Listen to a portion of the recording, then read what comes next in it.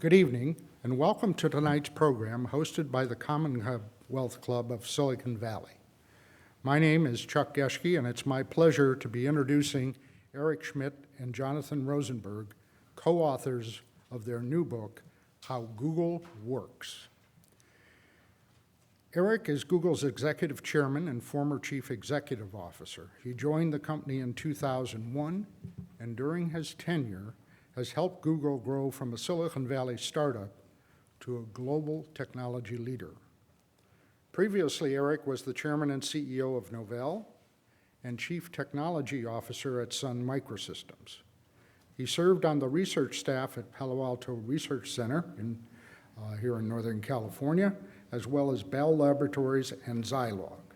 Eric received his bachelor's degree in electrical engineering from Princeton and his master's degree and PhD in computer science from the University of California at Berkeley. Eric is a member of the President's Council of Advisors on Science and Technology and the Prime Minister's Advisory Council in the UK. He serves on several boards, including the New America Foundation, KhanAcademy, and The Economist. Jonathan serves as an advisor to Google's CEO, Larry Page. He joined the company in 2002 and managed the design and development of Google's consumer, advertiser, and partner products, including Search, Ads, Gmail, on Android, Apps, and Chrome. Previously, Jonathan was the vice president of software for Palm One and senior vice president of online services and products at Home.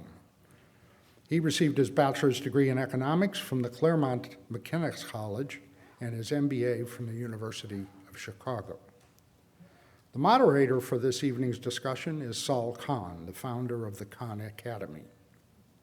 The KhanAcademy is a nonprofit learning platform that provides free, world-class education for anyone, anywhere. The Academy has over 15 million users in nearly 200 countries around the world. So, ladies and gentlemen, please join me in welcoming Eric Schmidt, Jonathan Rosenberg, and Sal Khan.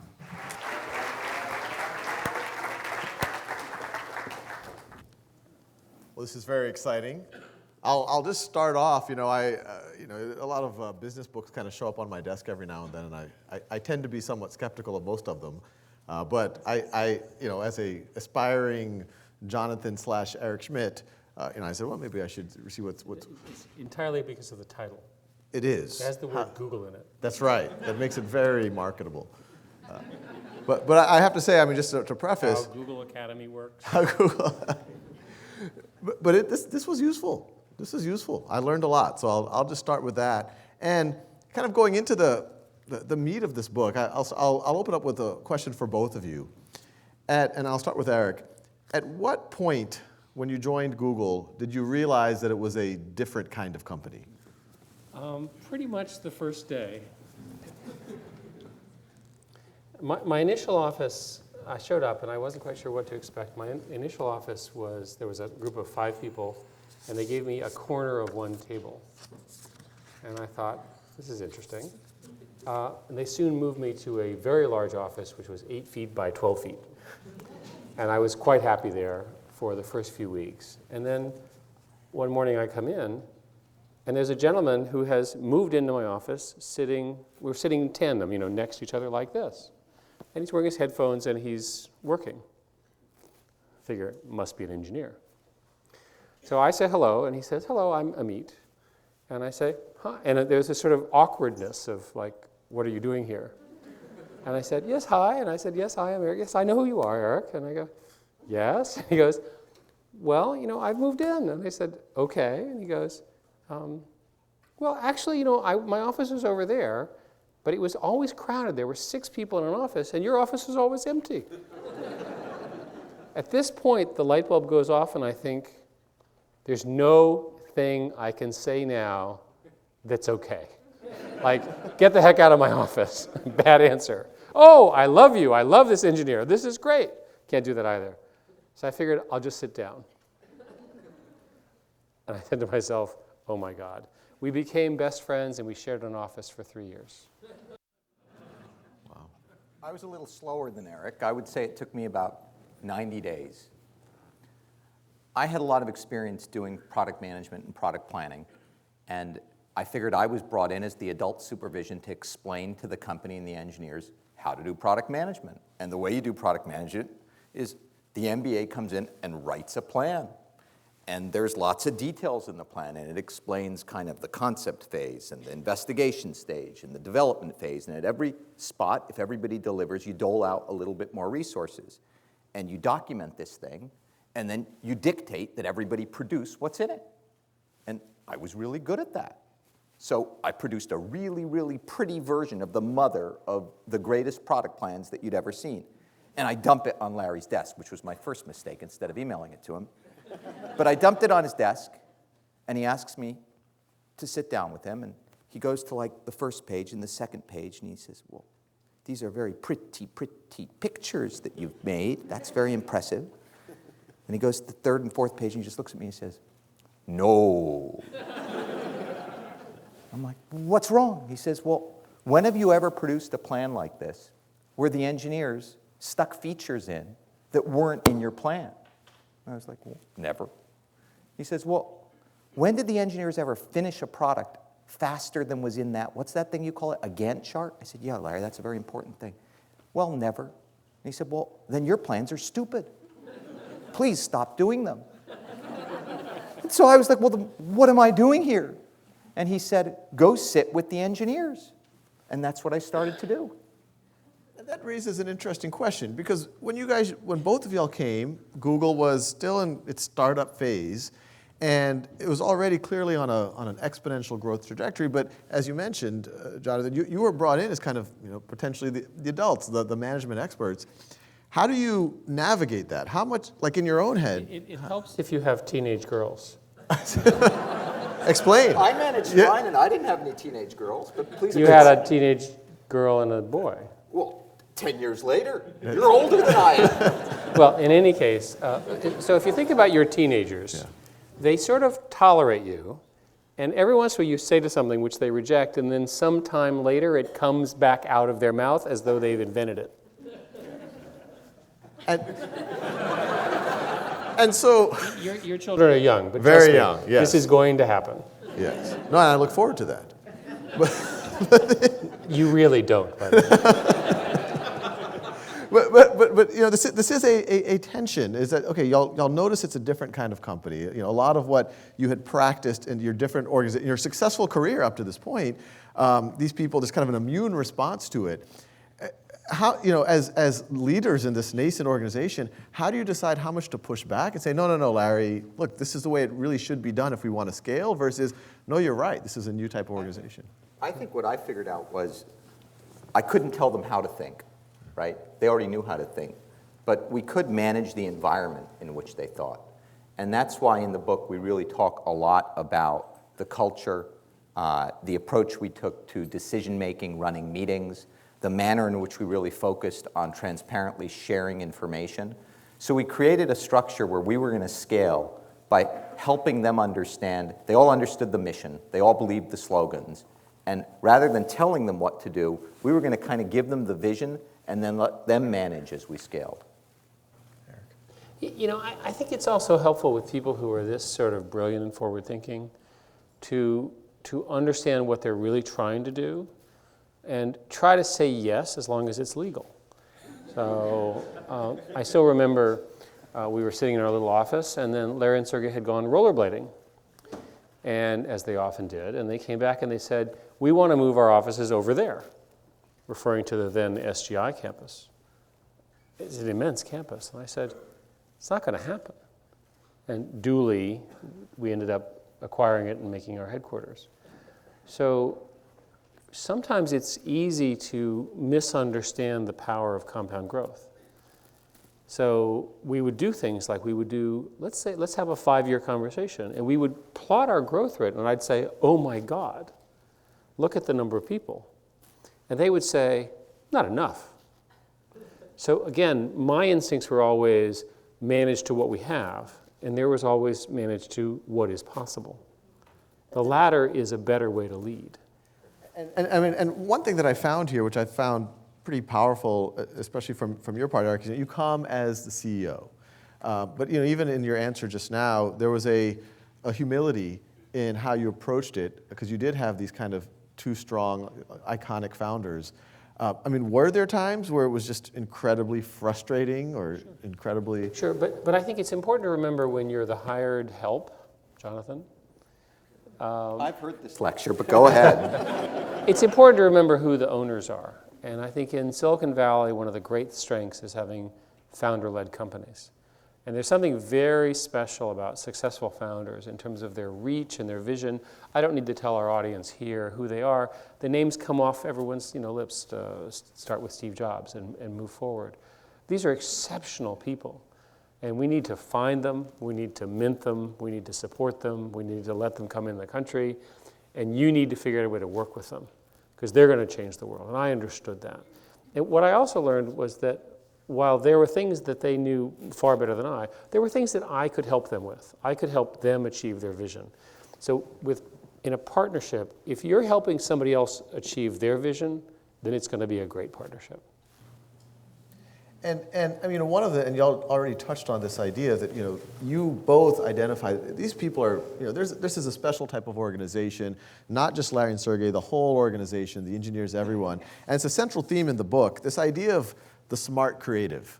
What is a smart creative, and how is that different than the way that people might have imagined your Silicon Valley tech worker of the past? Actually, Jonathan coined the term, but I think I would argue that we started writing the book because I said to Jonathan, there's some kind of a problem here. People are coming out of these universities. They're very, very ready to work in organizations that are interesting and powerful, and they listen to them, and they give them what they need, and they change the world. And the problem is that almost everyone who comes out of undergraduate and graduate school finds the organizations that they join sclerotic, unchanging, poorly led. Right? It's a huge sort of a whack to these young people. We've got a disconnect between the training and the inspiration of our young people and the institutions and organizations that they are joining. So Eric decided he liked this term smart creatives, which I actually didn't like. And then he asked me to try to figure out how to define it. So the way we really defined it is it starts with a person who's really highly technical. But then beyond being highly technical, they have some level of business savvy. They actually have an interest in the business. And the third thing is they're curious, but they're curious in the passionately curious kind of way. And they're very facile with the tools of today's age in manipulating data and creating prototypes. So unlike most technical people, instead of pitching you with something, they quickly produce and show you a prototype. And given that these are people, once again, they're not just your kind of, for lack of a word, stereotypical engineer. They have a business interest, they have a design interest, they have passions about what they're doing, the consumer. And you already touched on decision making a little bit. How do you, and you talk a lot about it in this book, and it's fascinating. How do you do that? How do you give this person the autonomy, make them feel like they have a voice, while at the same time being able to make decisions and guide the organization? Well, I think there are different levels of answers to that. I think one is people have to actually believe that the time and value they put in these ideas will be listened to. But you also don't want sort of random things occurring at random places. You have to have some kind of a review process. So we instituted a set of meetings that ultimately became Tuesday Google Product Strategy meetings, which were brutal. And we would go through these things in enormous detail and try to figure out, did they need more resources, did they need support help, or were they a good idea or a bad idea? And then eventually we started having serious concerns about regulatory issues, privacy issues, and so forth, and we added that as well. In the early years, there was simply a list called the Top 100, which of course had 300 things on it, that Marissa maintained. And we would say, this is roughly what we're working on. I think we were also very structured in the way we made decisions and the way we ran meetings. We would always start meetings with data, right? Jim Barksdale used to say, if we have data, let's use data. If all we have are opinions, we'll go with mine. And by the way, can you imagine if the way our country worked and the way your companies worked and so forth, every meeting began with, here are the facts. It would be a very different set of conversations in almost every aspect of So we start with the facts, and then we argue. And Eric was always very good at making sure that everybody got to argue, not just what we call the hippos, the highest paid person's opinion. Eric would always make sure. Are you the author of that acronym? Well, yeah. Highest paid person's opinion. Hippo, we just had cartoons about them all over the web. People like that one. It was that one or fat cat, and we decided to go with hippos. But you want the most senior person running the meeting, but that person's job is also to elicit opinions out of everyone in the room. If people aren't going to provide opinions, then they don't need to be in the room. So you get everybody focusing on the data, sharing their opinions, and then eventually you ring the bell. That's the job of the person who's running the meeting. In theory, it sounds great, but how do you do it in practice? I mean, I could imagine being a junior Googler and being in a meeting with you guys, even today, and it would be intimidating. How do you get that out of that employee? Well, I think there's a bunch of ways, but a simple rule, and we actually published a set of rules for running effective meetings. And it starts with somebody's got to be in charge of the meeting. There has to be some kind of an outcome. Somebody's got to take notes. Jonathan pioneered this, and it was this huge thing because every room had to have two projectors, one to project what somebody was projecting, and the other one was projecting the notes so you could see what somebody was writing. And every once in a while I'd be reading the notes and saying, I didn't say that, right? And this, the person would have to, but it worked, right? The reason that I did that was I was a master in product management in crafting the minutes after the meeting. Because then you could give everybody the action items that you wanted and articulate them the way you wanted. And so once I moved into management, I wanted to make sure that none of the people who worked for me could get away with that. So anyway, when you're running these meetings, and I think the fact of the matter is that for managers, their job is to manage to sit in meetings. It's unfortunate you think that managers should not be doing that, but in fact, spend most of your time in meetings. So making them more efficient, even if you make them 10 or 20% more efficient, makes a huge difference in the productivity of the firm. So we spent a lot of time looking at this. And I think there's a bunch of principles beyond that. You need to make sure that everyone feels included, which means that the people who never say something need to say something. You need to actually pause and let the women speak, which is difficult for the men, right? It's a fact. And then the third thing is you have to tell people, we're going to not make a consensus decision here. We're going to try to figure out what the best idea is. And if you're sincere about that, and it's not the hippo's opinion, but really the best one, you'll get conflict. But everyone's kind of shooting for the prize, which is how do we solve this problem? And y'all mentioned this kind of term. I mean, consensus in everyday language just means, hey, everyone has to agree. But you guys, you kind of go to the Latin roots and you say, hey, no, it's to get everyone's opinion out. And every once in a while, we would have situations where people were not going to come to agreement. And we use the China example, which was very controversial inside the company, as an example where we had the debate, we followed our process, we ultimately had a vote, the vote was clearly in the majority to do what we did, and then everyone, including the people who disagreed, set out to implement it as fast as possible. It's, as a simple rule, businesses are run by making decisions, you make them fast, you fail quick, all those kinds of things. You can be very, very responsive to what you're dealing with. I love Salkan is the only person who actually reads the Latin footnotes, because we wrote the footnotes for a reason. Consensus doesn't mean class on Latin in the KhanAcademy. It doesn't mean agreeing. It means to come together and to come together with feeling, right?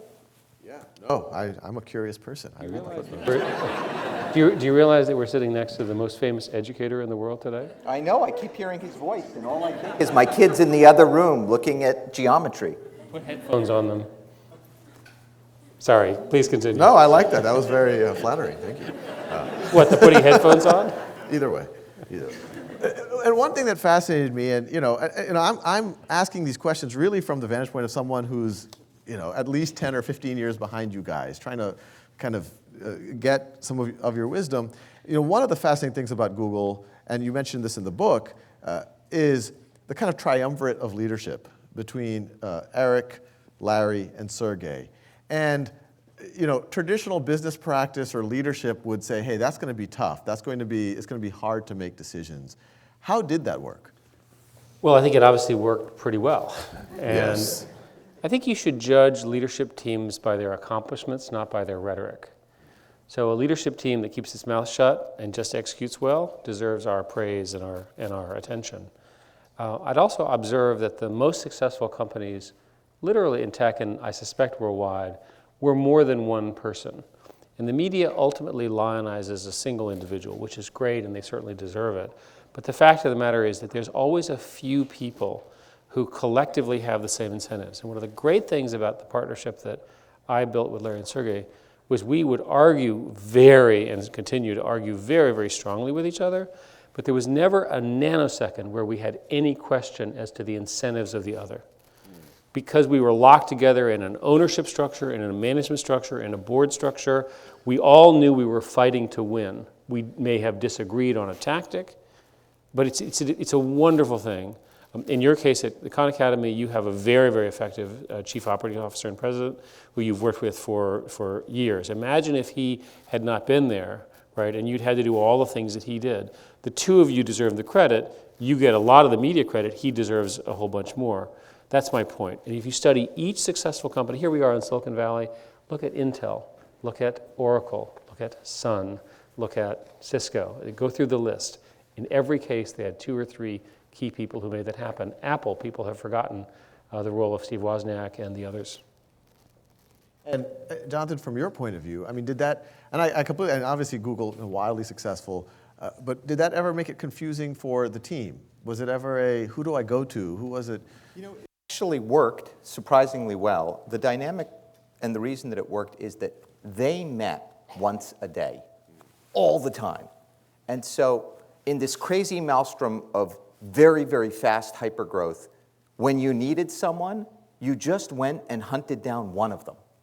And we did often kind of pick and choose, right? There were things you'd know you'd go to Sergey for. If you wanted resources to, build some, you wanted a trampoline somewhere or something, you'd ask Sergey. But the beauty was you could find any one of them, you could tell them what you needed, and then somewhere by the end of the day, they'd get back to you if they were concerned. And if you didn't hear back, you just did it. And I tried to run that process as efficient as I could. Our actual agreement was the following. We knew roughly what the other cared about, and we agreed not to surprise the other on something important.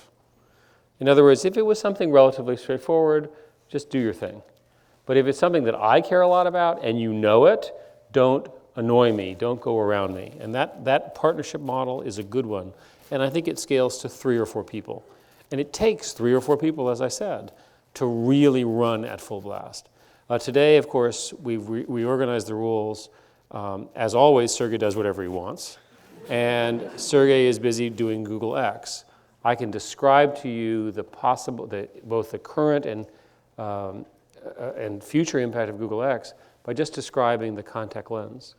A team that was hired by Sergey figured out a way to embed a computer chip in the lens of a contact lens with a small battery. That lens detects the conditions the diabetics need to know when to take shots and so forth and so on. This is life-changing for the hundreds of millions of people who are or will be affected by diabetes. And of course, the financials for the royalties that we'll get will far outweigh any of the costs. So you don't think this is good business? Google X is great business, but even more important, it changes people's lives. We now have organized it so Larry's the CEO, largely focused internally, running everything, and I do everything externally, which means that I'm dealing with all of the political and government and partner issues. But we still basically meet, we still basically in alignment. We know each other so well, we can anticipate each other's concerns. And I mean, you're bringing up Google X, and this is actually one of the really fascinating things about Google, and it's actually changed my perception of Google in the last few years. How did that happen, especially as an organization grows? And y'all write a lot about this. There tends to be an organizational inertia. There tends to be a desire to just work on things that are adjacent to where you already are. When someone talks about self-driving cars But this is the benefit of having brilliant founders. So first place, these are founder decisions, and nobody else should get the credit. It's really Larry and Sergey. And what happened at the time, this is maybe 5 years ago, is that I had wanted to put a lot more money into science. As you all heard, I worked with and for Chuck Geschke at Xerox PARC, one of the great heroes of my life. And I understood the importance of investing in the seed corn for 10, 20, 30 years from now. And I wanted us to do it directly. Larry and Sergey said, well, that's okay, right? But universities do that. Why don't we pick things which not only have that aspect, but have a significant potential upside business with a lot of risk, right? Let's take the risks. Again, founder decision. We hired this fellow, Sebastian Thrun, who was the inventor of the modern version of the autonomous car. Larry had known and worked with him at Stanford. And he set up Google X initially to work on the car maneuver. And once that model worked, we were inundated by people who needed the support, the hiring, and the mechanisms. They couldn't do these new ideas by themselves. And so Sergey set out to start working on them, right? So one day he walks in, and every once in a while they'll come in and tell me, they'll fool me. So one day I went into their office, and they share an office. And they said, we're going to go into the hardware business. And I said, oh my God. Last thing we need to be is in the hardware business. Sort of my typical reaction to every one of their ideas. And, and by the way, I'm always wrong, right? And so they go on about the importance of refrigerators. And I think everybody understands how important refrigerators are, refrigeration. They'd studied this at some length, and the importance of automating the refrigerator and the way it behaved and the monitoring of refrigerators. And about 20 minutes into this, it became clear that they were joking, right? And that and by the way, so we're clear, we're not going into the refrigerator business at the moment, but you never know. The Nest acquisition may lead to that, we'll see. But so then they announced, well, we're going to go into the balloon business. And I said, like, give me a break. But in this case, it was the right decision because they had figured out how to use existing handsets. So the breakthrough of the balloons is not the balloons, which in and of themselves are quite impressive, but the fact that they could use existing handsets to empower connectivity to people who do not otherwise have digital bandwidth in the world. Again, this is life-changing, and it works. And I think this also sort of showcases Larry's principle of think 10x, which really is not the kind of things that most companies do. Most companies think very incrementally, and Larry really tries to encourage people, pick a vision that's 10 times better, an order of magnitude better than the alternative. If you fail, it's okay, but you'll probably learn something in the process. And Astro Teller likes to say that if you give him a project to build a car that gets 70 miles per gallon, that's one project. If you give him a different project and say, build a car that gets 500 miles per gallon, that's a completely different project. If you fail, you'll probably learn something. So just go back to the Project Loon that Eric mentioned. If this project provides connectivity to people in the third world, in the next 5 years, we're going to have 2.5 billion more cell phones in the third world. Imagine what that's going to do for those people. People in many of these areas don't have access to newspapers. They don't have access to libraries. They don't have access to what their government is doing. They don't have access to KhanAcademy. No, but let's use a more tangible example. We have this horrific tragedy in Liberia. Imagine if all of those people had had a reasonable cellular network. I'm sure we could have saved many lives by earlier prevention, earlier monitoring, earlier treatment, earlier awareness. Right, so this is more than just entertainment. This is life. Sure. And from an outsider's point of view, this level of kind of breakthrough innovation is, it's the envy of the rest of corporate America or global, everyone. How do you, and I can understand how having these strong founders who are very kind of thinking 10x could drive that. But how does it become more ingrained in the organization? How does it, how do y'all feel this will continue to happen, say, 50 years in the future potentially for the organization? Well, if you think about it, we're likely to have the general idea, and we're likely to have the cash because we have lots of cash. Will we have the people? Right? It's very much leader dependent. And it became fairly clear that the limit on the growth of the company was not the brand, and it wasn't the vision, because I think we had plenty of that, but it was literally recruiting the leaders.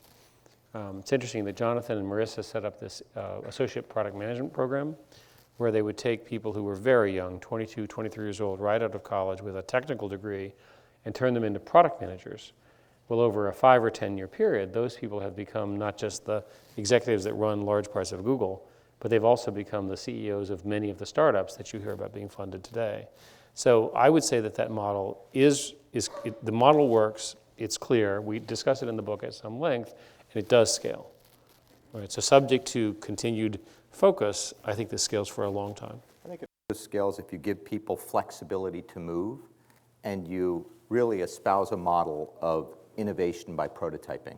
Because it's much easier today to create prototypes, it's much easier to experiment, and if management kind of stays out of the way and you get a bit of a Darwinian process of the experts lower in the organization voting with their feet, voting by participating with 20% time, voting by gravitating towards the projects that they think are going to be successful, it's much easier to let some of these nascent things emerge without top management looking at all of them and dictating which are going to work and which aren't.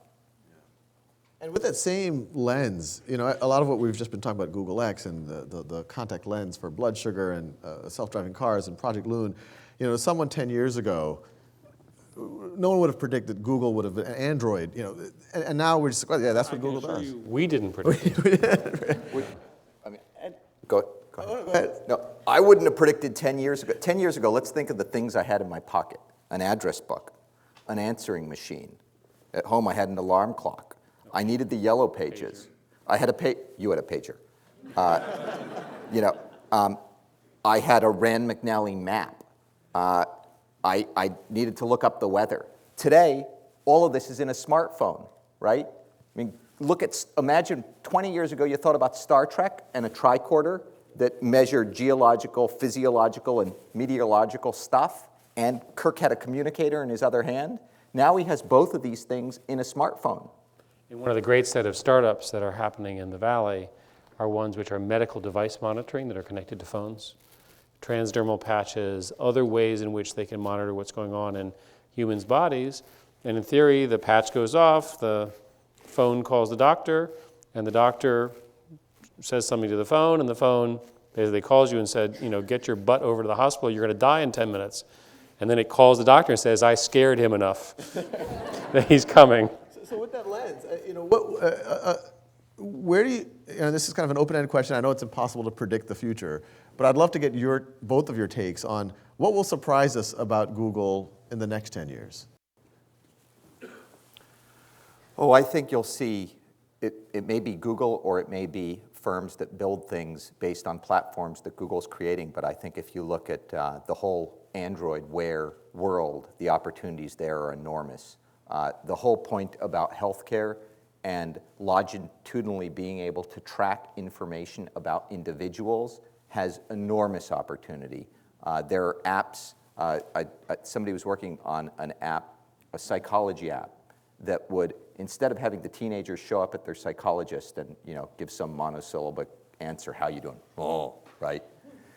The phone, with, of course, the person's permission, if this is an at-risk teenager, would tell the psychologist whether or not they were at risk. Are they getting more depressed? Well, let's see, your phone can tell you. How many calls did it get in? How many calls did it make out? Are you responding to your text messages? Are you leaving the house at a different time of the day? So I think all of these things, including all the big data that we're going to get that won't be associated with individuals but will inform the healthcare world, is going to lead to huge, huge changes. Let me answer that by talking about the industry as a whole. I have consistently in my career underestimated the scale of the disruption and the scale of the positive impact from the use of software to redo systems, human systems of one kind or another. And we're at a point now where the combinatorial innovation, the ability to mix and match things together, is going to produce a very large number of new things that are very useful that other people will fight about. I think the best current example is Uber, right, which uses Google Maps and is disclosure Google as an investor. But Google is a good example of a fight for the user, right, and provide something new and then deal with all the regulatory pushback. You're well aware at KhanAcademy of the issues of trying to change education but changing it from within. You are yourself a veteran of that. But what is more important than getting the education for kids right? You're willing to use the tools. You started off using YouTube. Now at Khan, you've got these amazing new tools that are being built by engineers that work for you that can do things that use predictive analytics to figure out what math problems you don't understand and so forth. It's a quantum change in learning that we've never seen before. So now replicate that in each and every business, and if you're an incumbent, you worry about it. If you're a user, you benefit from it. Since we have an economist in the audience, I would also add that if you think about information costs and transaction costs going to zero, which is kind of the Uber example, that's going to spawn massive commerce, because every single person in the world can now reach every other person in the world. And as soon as that can happen, the number of things that somebody over here has that he would be willing to sell for a very low price, the number of things that somebody over here would be willing to buy, whether or not it's a good or a service or it's a ride in an Uber, is going to expand exponentially, because everyone knows what everyone else has, and it becomes very seamless to buy and sell them. Wow. Well, I could ask questions for the next 5 hours. I'm as a curious person, but I will not monopolize your time. We have some questions from the audience. So I'll start with this first one. How has Google's motto, "Don't be evil," been an ethical choice that directed its impact on the world?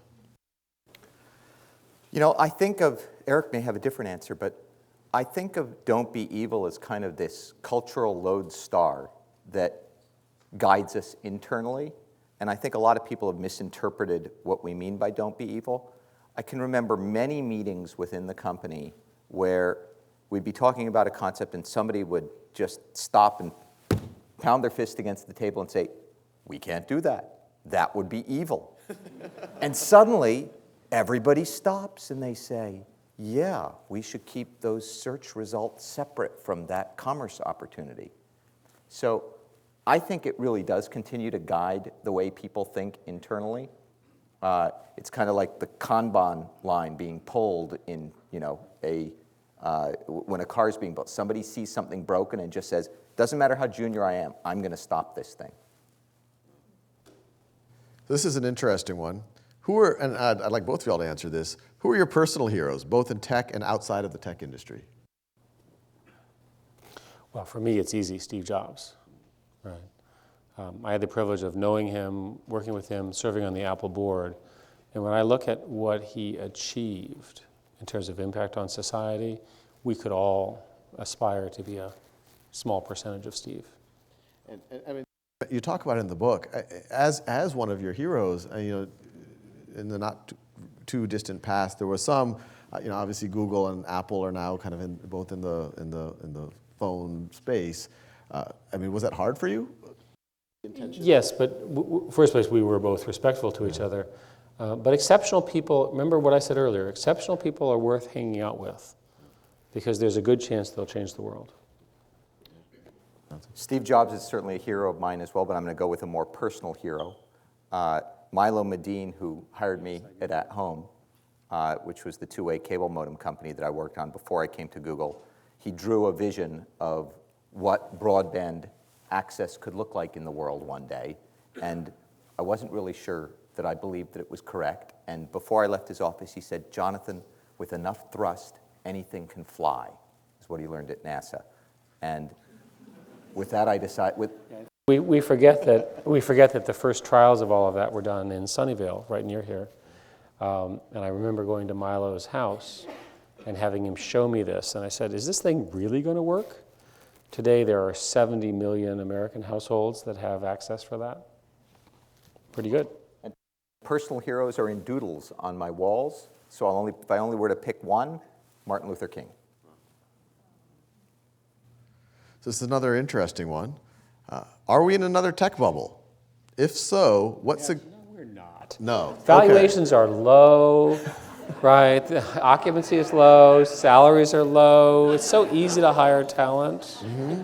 I mean, look at the quality of the people you've been able to get, and you pay them nothing.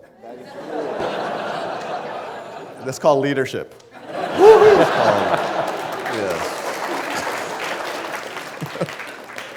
Yes. So I'll ask the second part of that question.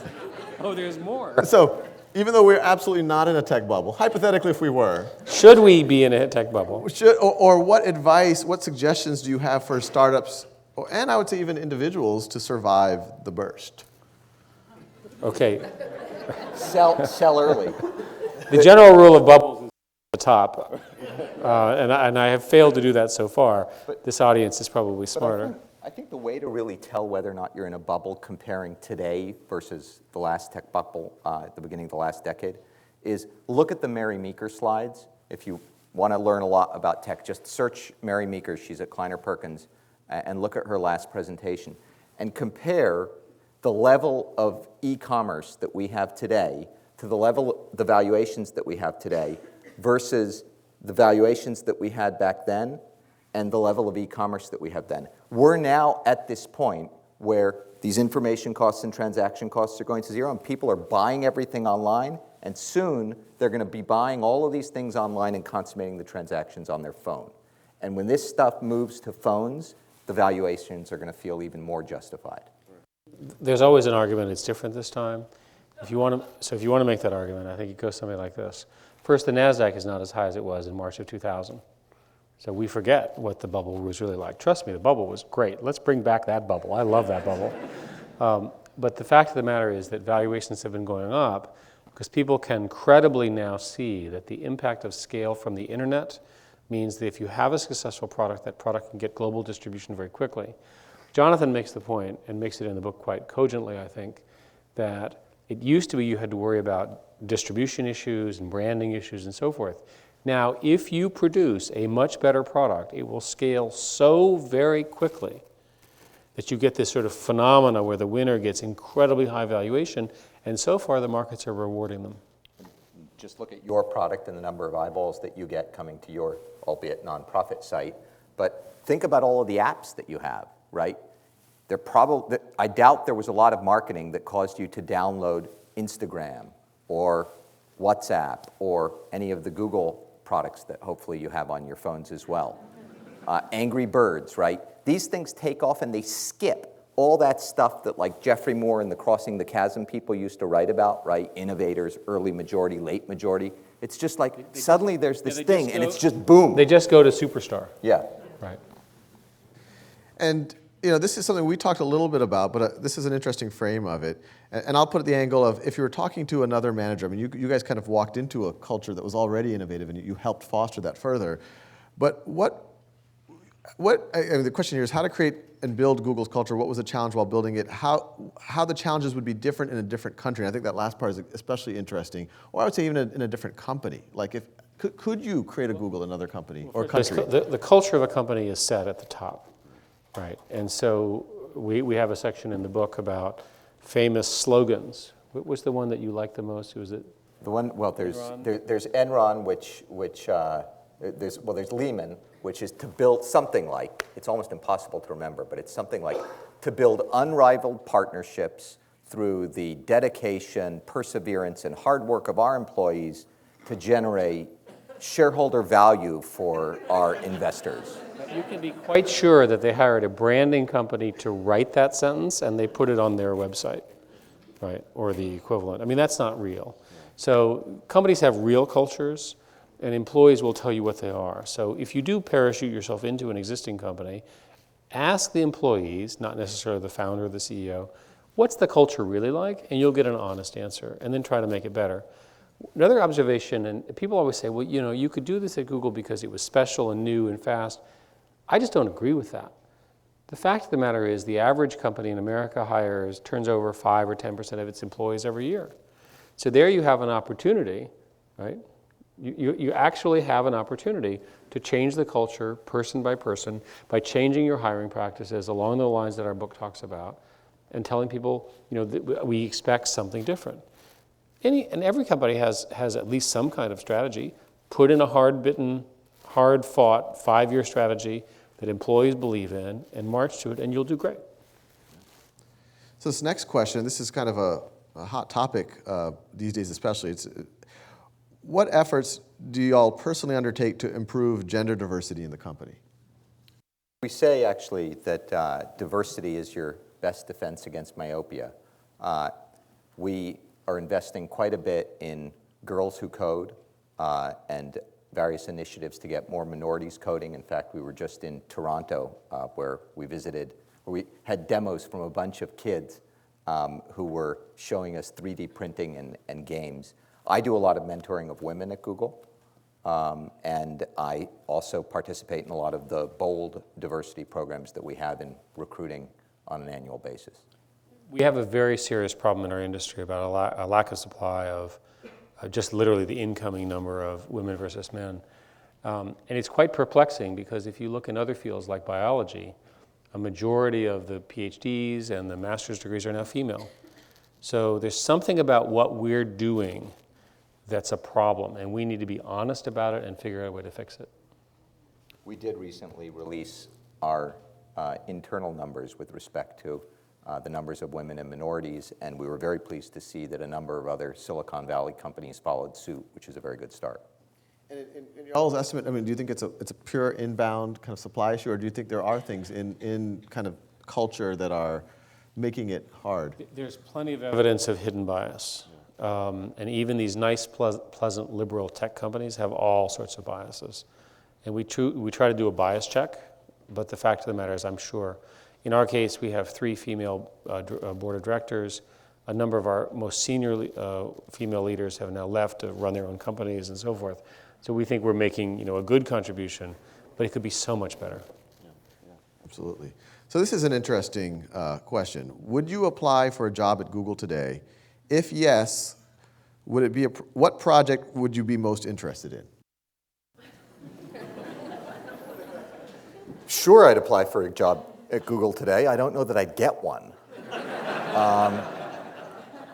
I'm worried about the same. We put in those hiring practices. We never actually subjected ourselves to them. No, but you're my friend. Maybe you'd help me. I don't know that I'd get through one of the committees. I think the fascinating thing today is that there's different sets of choices. I think for a young person today, learning our ad systems is a hugely valuable long-term skill because it's critical internally, but it also gives you the opportunity at some point to go to a startup that needs to understand how to monetize online. And again, since it's so much easier to create prototypes and get funding today, I think if you understand how to join a startup that's already built a good product and then help it monetize, that's a really good career strategy. I think on the other side of the established products, there's great opportunities to pick something that fundamentally is going to change the world. The contact lens would be a good example. The self-driving cars, another great example. So pick something at one of those ends of the spectrum. As a computer scientist, my work was in operating systems and programming languages. So if I had to take my historic training, I would join the Android team. It's inconceivable to me that Android would have 1.5 billion platforms or whatever the number is today, and I'd want to work on that. But if I were a young person today with a different educational background, I'm sure I'd be attracted to some of the Google X projects because they integrate software and hardware in ways that no one has ever imagined.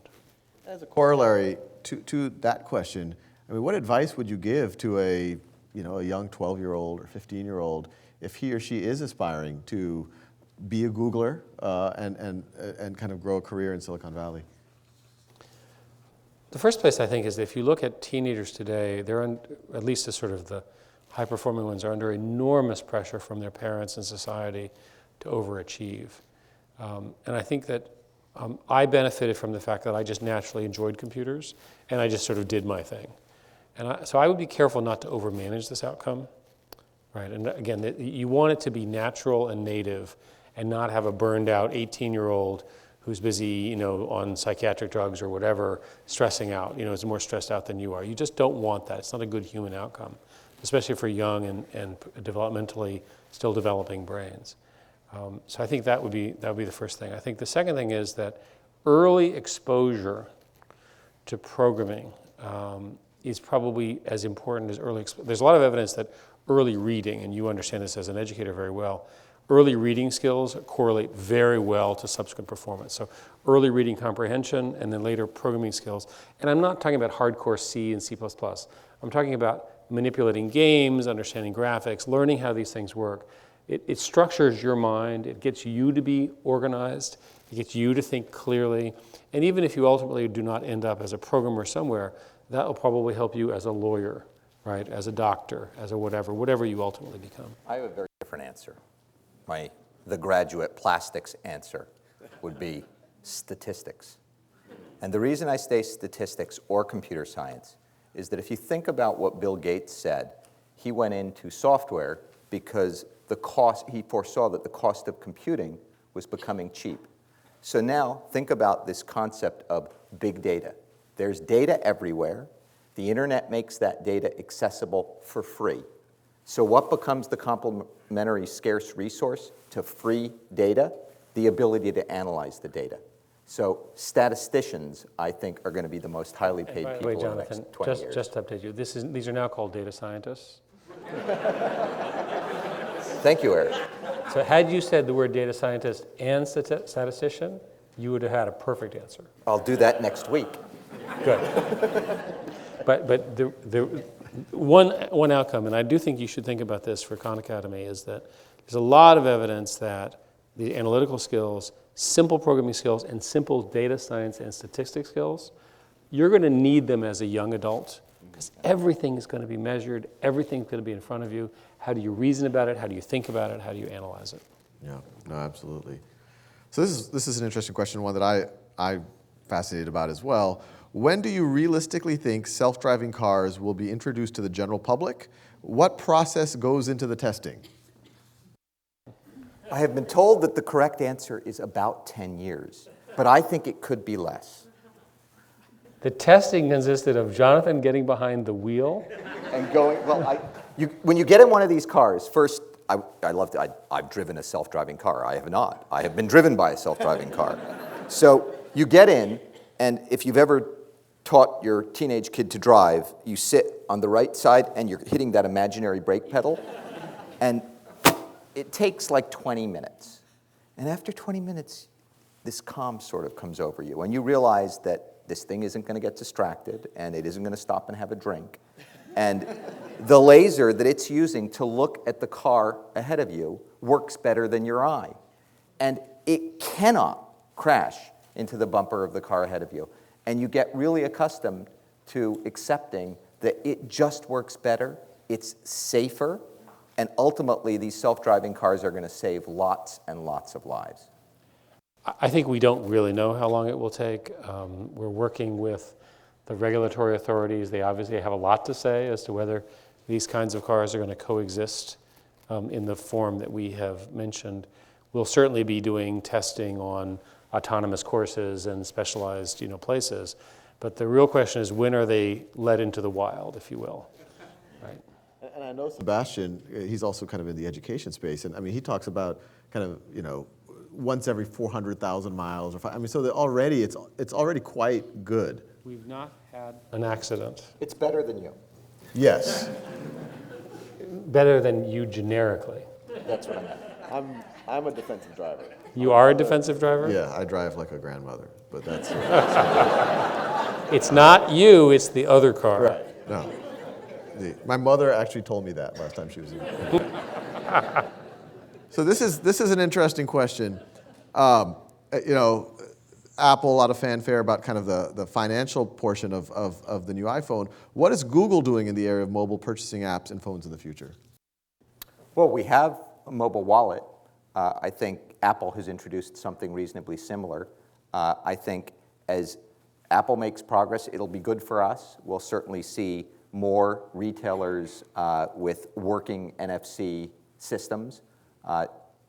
So I think as we build all of those into more phones, and as we get phones down in price, which I think we've started to see with a lot of the Android phones, we'll get more wallets, and as we get more wallets, you're going to get much, much more acceptance at the retailer level. I think it's helpful to say that this is a platform that Apple, Google, and others, and let me include Amazon and a few others, that platform all of us will be using in some form, and as a group, we're all going to benefit from all of these innovations. It was true in the earlier sets of platforms, but think about commerce and buying things and making it easy. Jonathan always talks about trying to get to friction-free markets. You have a nice way of describing this as an economist, but the fact of the matter is, you're going to buy more stuff if it's easier. Yeah. And this is an interesting one. How do you inculcate a sense of entrepreneurship among people who are not natural entrepreneurs? And I'll add the corollary, can you? Well, I think the one thing we've learned that you can't teach is passion. And that's why we're so careful about interviewing for passion. I think you can get somebody addicted to a positive experience where they build something that is ultimately successful. So I think you can teach technical people who haven't had a wonderfully positive experience, certainly somebody who hasn't marketed an app or earned money from an app. You show them once they build something that they can actually monetize it, suddenly they get excited about entrepreneurship. So I think entrepreneurship is easier to teach someone than passion. Eric? I agree. So this one, and I didn't plant this, but I'm going in order now. How do you see the future of using technology to improve education? Saul, perhaps you could answer that question. Not my handwriting, not my handwriting. Go ahead and answer the question. I don't want to take your stage time. Look, you asked the question, you answer the question. Someone else asked this question. Okay, I'll make up your answer. Okay. Look, it goes something like this. So we were all educated, all of us in this room, in pretty much the same way. But there's a lot of science that says that people learn in different ways. And with the combination of gamification, new kind of testing, new ways in which we're experimenting learning, we can prove that you'll learn quicker with some of these new tools that are online. And by the way, that doesn't mean the teacher goes away. It means the teacher is more effective because the teacher is supervising the entire process. How'd I do? Excellent. I would say you're probably on the board. board of the KhanAcademy. That's right. This is why they put me on the board. That was my pitch. We'll see more of the model of what people call the flipped classroom. And I think that I wonder who pioneered that term. You? No, Saul! I didn't pioneer it, but it got associated. The concept that any student in a college can see, let's pick the best version of a physics professor who does Einstein's theory of relativity. And we record these things, the students watch them, and then they come into their classroom and they have their own physics professor who then talks to them about what they saw. That model, I think, is going to become more and more popular. The other thing that's wonderful about that model is, again, if we have these phones everywhere in the world, people who don't otherwise have access to any education at all can watch them for free. People who don't have access to high-quality learning, and the stuff that Saul and company are doing is revolutionary. So we should just clearly do that. But even for us, even the elites, the genetically fortunate who end up in America at the top universities and so forth and so on, whatever position you have on that, they can benefit too. There was a study of a particular physics class where they ran an experiment and it went something like this. We're going to show you a 10-minute lecture, and then we're going to describe how to answer the questions. Then you're going to answer the questions, and then we're going to dissect the approaches you took. And that worked better than the traditional physics lectures. And they proved, using their metrics, that it was a factor of 2 better.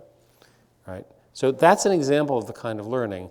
It's unclear, by the way, whether that result applies to other fields, but it appears to apply to physics. Yeah. So this is a question that we've touched on a little bit, a slightly different spin. As Google grows and expands, how do you ensure the culture stays healthy? What changes have you made to handle growth and keep the culture true to its roots? And I'll add another correlate. What are you all most concerned about as Google continues to grow? We've actually written a book about it, and we're sharing it externally. And We gave a copy to every employee. a digital copy, actually. Thank you. And we actually spent this morning in a big meeting with all of the employees where we were asking those who have read the book what their thoughts were, what are some of the things that we're not doing today that we talk about in the book. And we've given this talk recently. We just gave it in Toronto, Washington, and New York, where are all the places we've been, and Mountain View, and LA next week. So I think lots of engagement after kind of documenting the tribal wisdom is the focus. We had been doing some of that. In fact, the book evolved out of a talk that I gave in 2009 when we were scaling very, very quickly, and we tried to write down all of the rules that we'd had within the company. What was the title of this talk? Not a particularly prescient choice. Notes for the bestseller I'll never publish. And as of yesterday, we're a bestseller. Woohoo! You have Finally, we've done something valuable. Yes, exactly. You're finally successful in your life. I'm sure there's a lot of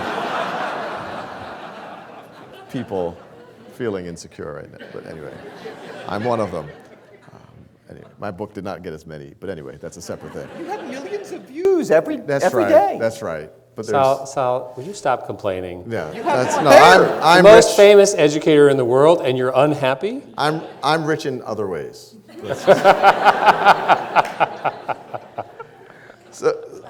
So with that, I think. Well, I'll throw one more question. We have time for one more. Eric Schmidt, thank you for making Google a strong leader on clean energy. What will Google do to help pass climate legislation through Congress? Because that's a very easy thing to do. You guys should have no trouble passing things through Congress. I don't know if anybody's noticed, but Congress has largely stopped passing laws of any kind. So if you assume that more laws are good, then their productivity is poor. If you assume fewer laws are good, then their productivity is high. And so, look, we elected these guys. I think we get the government that we've elected. On the climate change thing, what I would tell you is climate change is very real. And we need to begin to address it in lots of ways. And my standard joke on this is, I sort of like Florida, and I don't want to lose half of it. And the modeling indicates that in at least young people's lives, there's a reasonable chance of severe flooding because of the way the sea level rise works.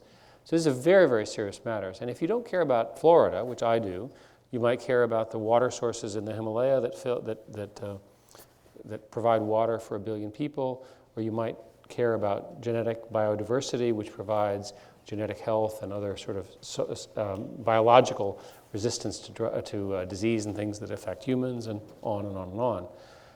Or the wars that appear to be coming out because of lack of things. And by the way, did anybody notice the temperature today? So there's lots of, and the West is in a long-term cycle, which may or may not be related to climate change. So you go on and on and on. I think that climate change is very real. And I think we can debate how to address it, but it's important to start with the facts, and those are the facts. Very much. This was a lot of fun. We could go on for hours, but I recommend everyone, I found a lot of value in this, How Google Works. Thank you very much. Thank you.